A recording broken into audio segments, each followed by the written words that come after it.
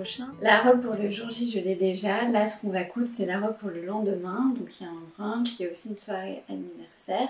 Et je voudrais contraster aussi avec la robe pour le jour J qui est plutôt très longue. Là, j'aimerais une robe un peu plus légère, un peu plus joyeuse, mais qui ira aussi avec mes accessoires dorés que j'ai pour la robe de la veille.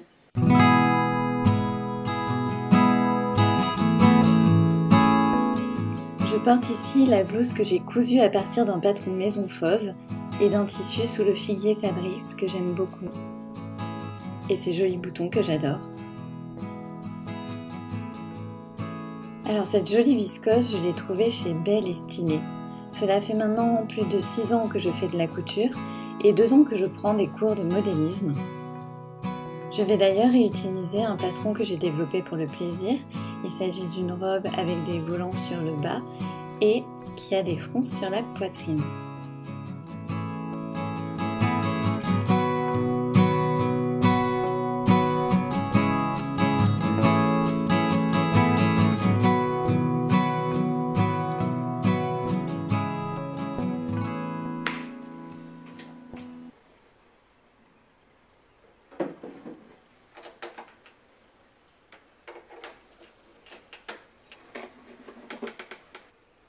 Pour ce type de tissu, j'utilise toujours les aiguilles Microtex. Alors là, la viscose n'est pas très fine. Je pense que la taille 80 de l'aiguille conviendra. Si le tissu était plus fin, j'aurais choisi une taille inférieure, donc 60 ou 70.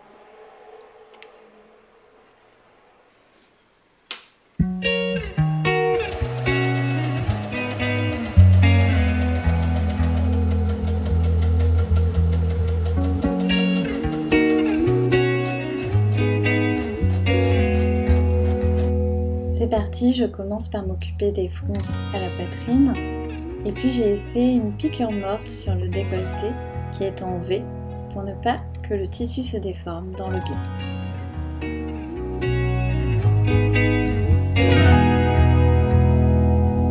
Puis j'assemble les épaules et les côtés du buste.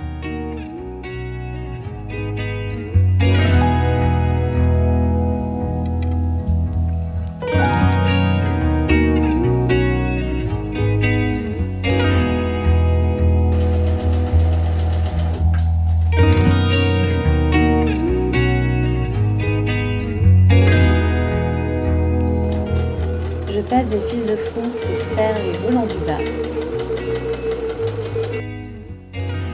J'essaie de faire au maximum des coutures invisibles dans l'ensemble de ma robe. Donc par exemple là je fais des coutures anglaises sur les côtés. Je vous rappelle un peu la méthode. D'abord on épingle et on assemble envers contre envers. On dégarnit la marge de couture et puis on réassemble endroit contre endroit. Et donc on obtient à l'intérieur une marge de couture qui ressemble à ça. Elle est toute propre et on n'a pas besoin de surjeter.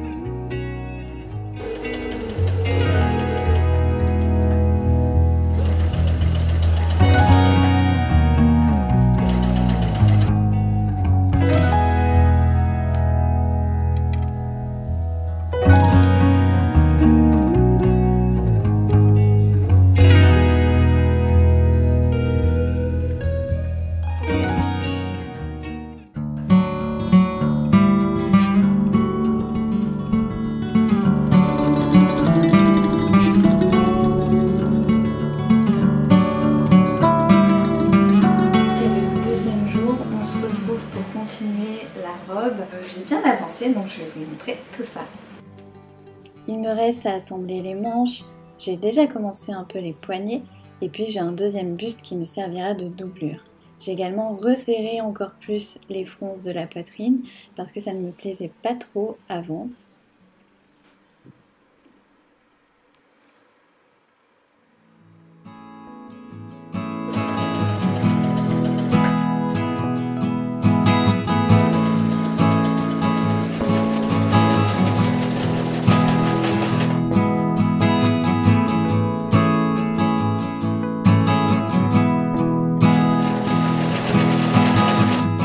Je finis les poignets par des coutures à la main, également pour le buste à l'intérieur de la robe. Ça me permet d'avoir des poignets, comme vous voyez, propres à l'intérieur et à l'extérieur. Tout est invisible. Honnêtement, quand vous essayez la couture à la main, c'est un peu difficile au début, mais on prend vite le coup et puis c'est hyper agréable.